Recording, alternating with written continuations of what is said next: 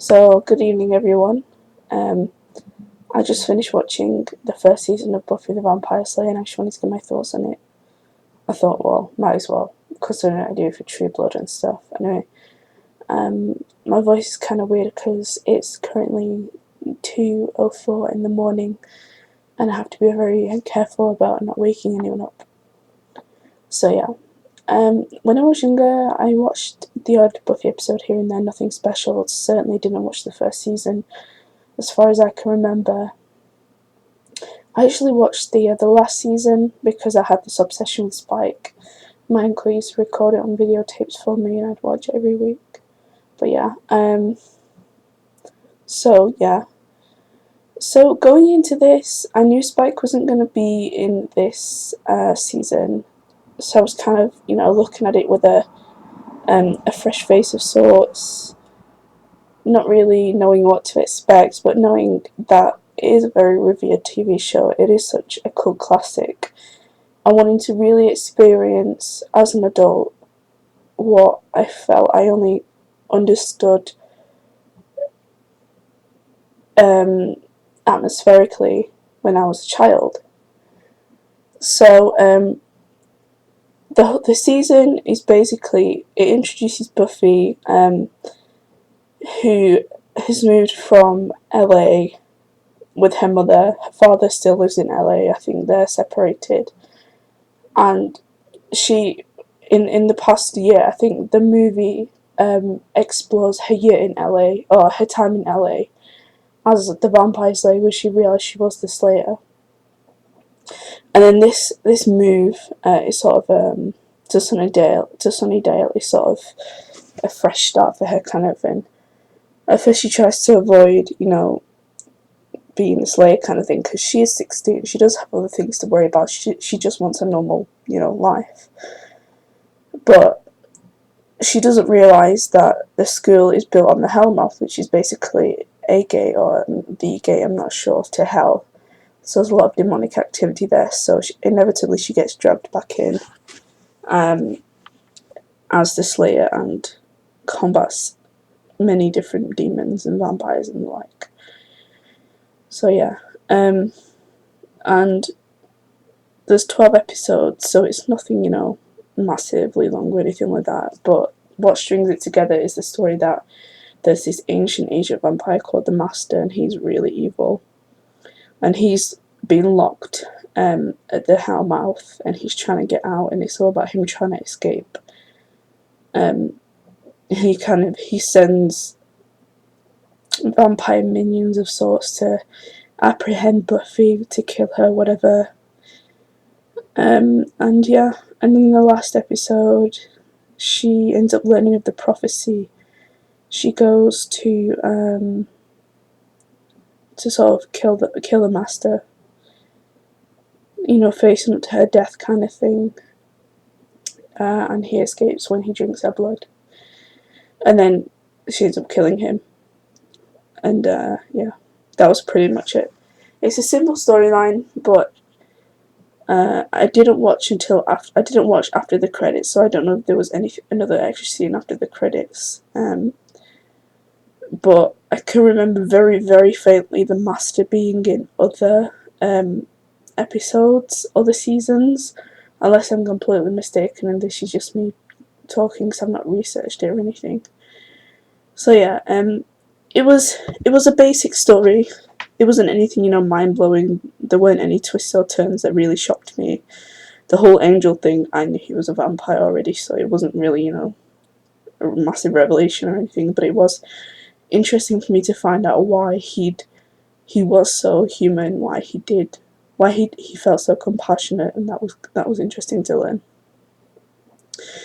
And one of the things that I really like, one of the things that I think makes this show shine so much, is not the topics at hand, the kind of demon hunting thing, and I don't think that really gave it anything award winning. It was, it's pretty standard. It's just a girl hunting vampires and monsters and stuff. And the production value for the first season is pretty quite poor, I'm not gonna lie, but you know, it is the 90s and it was just a fledgling TV show. A fledgling a fledgling TV show, so you can't really expect much. But one of the reasons why I liked this season so much, why I found it so compelling to watch, which I didn't really think I would, but I was really excited to watch it, which is really cool because very, very rarely do I ever find TV shows that really make me want to sit down and continue.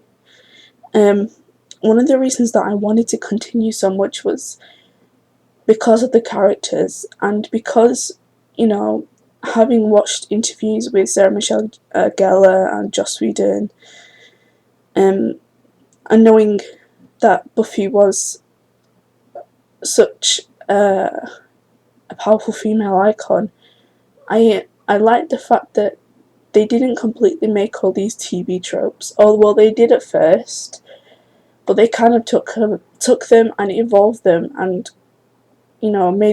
made them cross each other, and you could really see that this, at the end of the day, was a group of teenagers, thrown into stereotypes at high school, and they really came together to work together. And you can see that despite the differences, despite their different interests and all the various love interests going on, that they do really care for one another.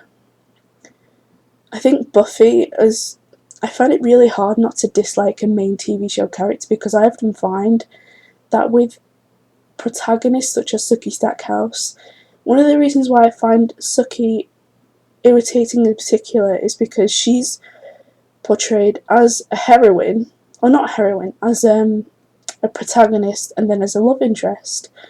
And there's so much, focus on this whole romance thing because she is so special and whatever, whereas Buffy's very special because she's the chosen one.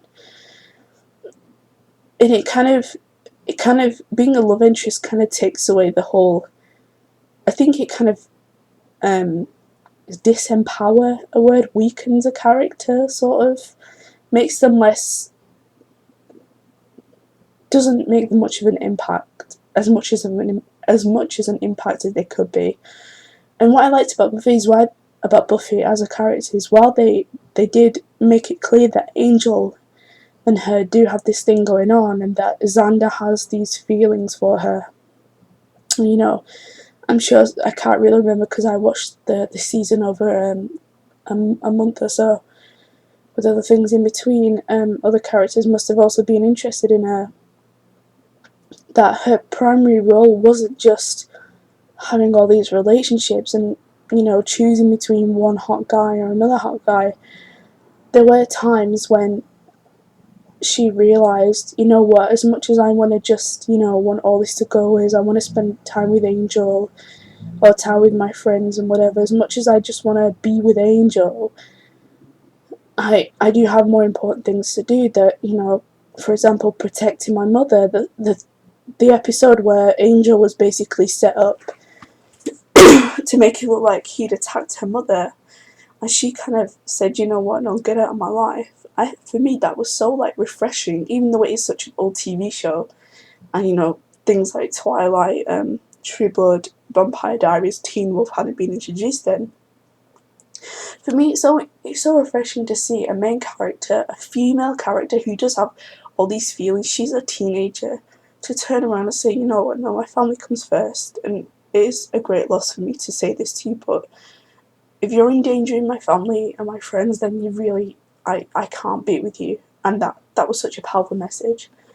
And I liked how Buffy, she wasn't just a cliche, as in she was, the Valley Girl shopping, clothes lover like Cordelia was often portrayed to be. She was also a real person in that she was interested in other subjects. And she wasn't obsessed with her image. She liked to be pretty, she liked fashion and clothes, but it wasn't to the point where it overtook everything else and she was so self-centered like Cordelia was portrayed to be. And then, on the other hand, she wasn't the cliche that she was, a bookworm, that she thought of herself as more intelligent because she'd read all the classics, and that she was dark and brooding and mysterious. I think for me she was just the right balance of being real, being, pop culture, of knowing what she was talking about, and also being clueless about some things like, about school, about people, about, events. She wasn't always completely perfect. And where she kind of lacked, what she was lacking, the other characters made up for. For example, you have Xander, who it gave him a chance to shine, and particularly Willow as well.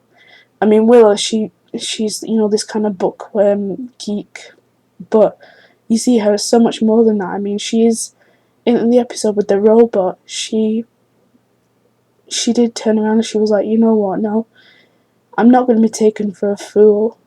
I'm not an idiot. And she didn't go to the point. At the end of the season, she kind of turned.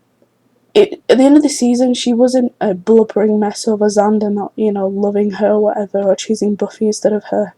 She kind of got on with it, and that, for me, was, that was really cool. Like, that they showed that actually, you know what, her whole life doesn't revolve around a guy. She knows how to move on.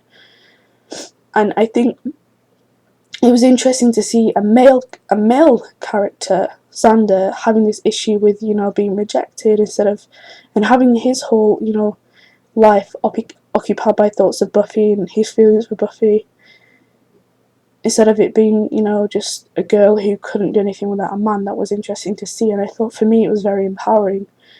And we have Giles. I felt Giles as a watcher, he's a really good watcher, but you could see that he's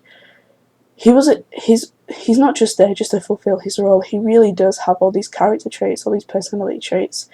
He's very afraid of jumping into new technology. He's very afraid of letting go, and you can see there's some sort of like love for an old simple life there, and he does have his insecurities, and you can tell that. And the way he kind of panics about the whole prophecy thing, and then he goes out hunting vampires, and one of the early episodes, I think, he does worry about Buffy, and it's a relationship where he's not patronising her, and he's not spoon feeding her either, but he's not just letting her do whatever she wants. He is just, guiding her, kind of thing, and they do work together as a team, and he's not just the authority figure that she has to obey. They do work together really well. Then you have Cordelia. I was a bit upset that Cordelia was portrayed as just this selfish, valley girl. All she cared about was herself, but I think in the second to last episode with the Invisible Girl, they did really redeem her, and they had that. They brought her down to. She touched base with Buffy, and that was really cool. I was like, I'm really looking forward to Cordelia in future seasons. I was told that she has a massive role in Angel, the show Angel. I'm going to watch the show Angel at some point, so I'm going to keep an eye out for Cordelia at that point during that show. So yeah, I'm trying to think what other characters there are. The monsters, the variation of monsters isn't really. Well, obviously it's only 12 episodes. But I'm glad that they just, even though the show's called Buffy the Vampire Slayer, they showed other creatures as well, such as, the worm thing in the last episode. Then you have the doll, then you have the Invisible Girl, the internet episode, the, all sorts of things, really. And they kind of explored, like, other demonology, other mythology, and stuff like that, as opposed to just being about vampires. So it does have a lot of variation, I think. But yeah, as I said, the production value is so much better post season 1, so I'm really looking forward to that. I'm also really looking forward to seeing how Buffy develops in her next year of school. All the characters, how they develop, how the Mrs. Calendar, I think it's Miss Calendar, plays her role, how Cordelia grows as a person in particular. And of course, I'm very excited to see Spike, though I don't think I'll have those wild feelings for him like I did when I was 9. So yeah. So thanks for listening, and I'll be back with a True Blood review, I think.